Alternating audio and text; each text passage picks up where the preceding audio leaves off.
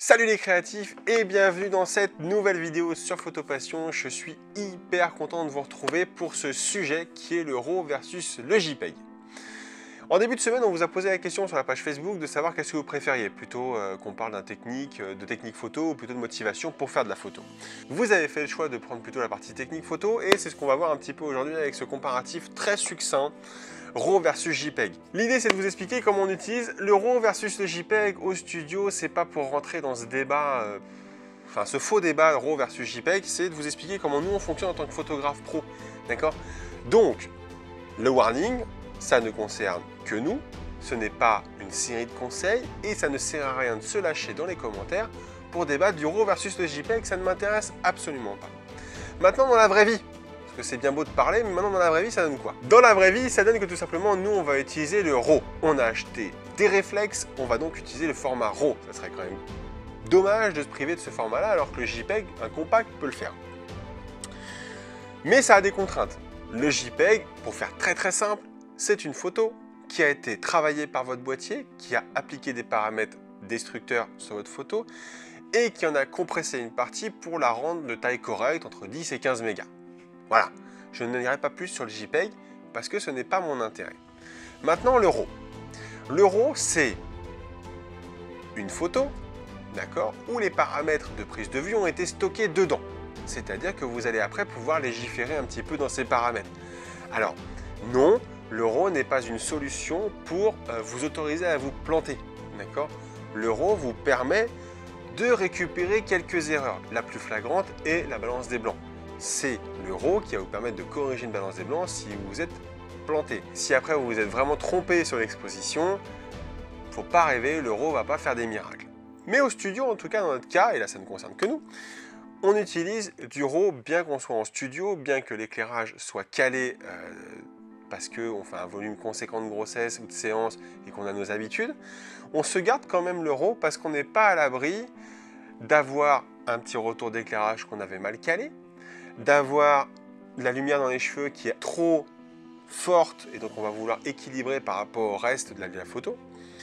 Donc le RAW pour nous c'est un moyen facile de se mettre un petit coussin de sécurité, nous on appelle comme ça, c'est-à-dire qu'on fait des photos, on essaie de les faire le plus propre possible à la prise de vue pour éviter 2 heures de traitement derrière. Je vous rappelle que nous notre but c'est pas de faire beaucoup de séances mais c'est de faire les meilleures séances. Il faut que Céline passe peu de temps sur le traitement parce que ça veut dire que j'ai mal fait ma photo.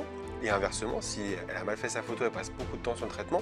Et ça, c'est pas intéressant parce que ça veut dire qu'on est plus des créatifs, artistiques, genre retoucheurs, que des photographes. D'accord? Donc le RAW, c'est un petit coussin de sécurité qu'on se garde pour rattraper des petites choses dedans. Après, en mariage, c'est vrai qu'on va s'autoriser le RAW plus JPEG. Pourquoi? Le RAW va être la base de travail de Céline pour la partie traitement. Et au cas où, une des cartes se met à délirer, en l'occurrence la carte du RAW, se met à délirer, on a quand même des JPEG stockés sur la carte sans inquiétude. Alors c'est pas très grave, parce que si la carte RAW plante, on perd effectivement les RAW, c'est pas la question. Alors je vous rassure, ça ne nous est jamais arrivé, mais quand même. On perd les RAW, on a quand même les JPEG, on ne se retrouve pas avec tout simplement des photos perdues. Et après, on vous expliquera ça plus tard, mais on dissocie les cartes au moment où on se sépare en soirée, ce qui fait qu'on a une partie qui est stockée physiquement sur Céline et une partie qui est stockée physiquement sur moi quand on travaille en duo. Et je ne vous raconte pas après quand on quitte la voiture, bref. Voilà, le RAW c'est un moyen facile d'avoir un petit coussin de sécurité et pouvoir se permettre certaines retouches. Alors oui, les puristes vont me dire il y a plus de stockage de bits, de données, mais honnêtement, il faut avoir le nez dessus pour voir ça. Le RAW n'est pas un format d'impression, c'est-à-dire qu'on ne peut pas imprimer une photo en RAW, il va falloir qu'on fasse un traitement et qu'on l'exporte en JPEG ou qu'on l'exporte en PNG ou qu'on l'exporte pour l'impression. Mais le RAW n'est qu'un fichier numérique, c'est en gros un gros dossier avec plein de paramètres dedans où on va stocker notre image et on va l'ouvrir sur des logiciels type Lightroom avec Camera Raw. Je ne parlerai que de Lightroom parce qu'on va se contenter de parler du logiciel qui a le monopole tout simplement. Et le JPEG à côté de ça, c'est notre moyen pour nous d'avoir un backup facilement exportable, facilement transportable sur la plateforme. Donc voilà pour notre partie. Nous au studio, c'est très simple. Les photos, qu'elles soient au studio ou en extérieur, elles sont prises en RAW. D'accord? Au studio, on ne fait que du RAW, il n'y a pas de RAW plus JPEG, on ne fait que du RAW. Et en mariage, on fait du RAW plus JPEG pour avoir un double backup au cas où. Les séances au studio nous permettant de stocker rapidement les images. Voilà. En gros, nous, on est des fans du RAW, on est des défendeurs du RAW. Certes, c'est peut-être un format qui ne sera pas lisible dans 10, 20, 30 ans, mais on est des défenseurs du RAW pour le moment. Pareil en vidéo, je fais une toute petite aparté, en vidéo on fait aussi du RAW.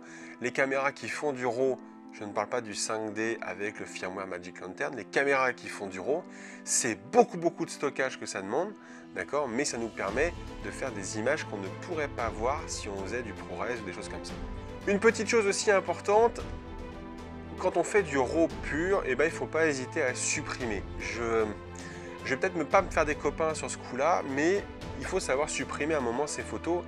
On peut dire tout ce qu'on veut, on peut stocker des terras et des terras de photos, mais à un moment, il faut les supprimer ces RAW, parce que si vous avez fait votre traitement, que vous avez fait votre export, que vous avez fait votre impression, ça ne sert plus à rien de garder ces RAW, vous pouvez juste garder les JPEG que vous avez exportés, parce que théoriquement, vous avez fini votre traitement, et donc il n'y a plus aucun intérêt à garder ces photos-là. Et en plus, ça vous permettra de voir dans le temps comment vous avez évolué. Je pense qu'on peut arrêter de se dire « ouais, je repasserai dans 2-3 ans dessus, je referai un petit traitement, on verra comment je me comporte sur les nouvelles images ». Non, c'est pas vrai. Il y a 3 ans, vous ne faisiez pas les mêmes photos qu'aujourd'hui, virez-les. Gardez les JPEG, virez les photos que vous avez faites il y a 2 ans ou 2-3 ans en RAW. Ça fait 10 ans qu'on dit qu'on fait ça, on n'est jamais revenu sur une séance passée pour faire un retraitement ou des choses comme ça. Voilà, merci d'avoir suivi cette vidéo. J'espère que ce nouveau set d'éclairage qu'on va essayer de garder vous plaît plus. Moi, je vais voir un peu à l'étalonnage ce que ça donne. En attendant, vous connaissez notre dicton, faites des photos, imprimez-les, créez des images, faites-les vivre. Et je vous dis rendez-vous à très bientôt pour une prochaine vidéo sur Photopassion. En attendant, vous vous abonnez, vous mettez la petite cloche, vous faites ce que vous voulez. Les commentaires désobligeants seront modérés. Je vous dis à très bientôt. Ciao, ciao.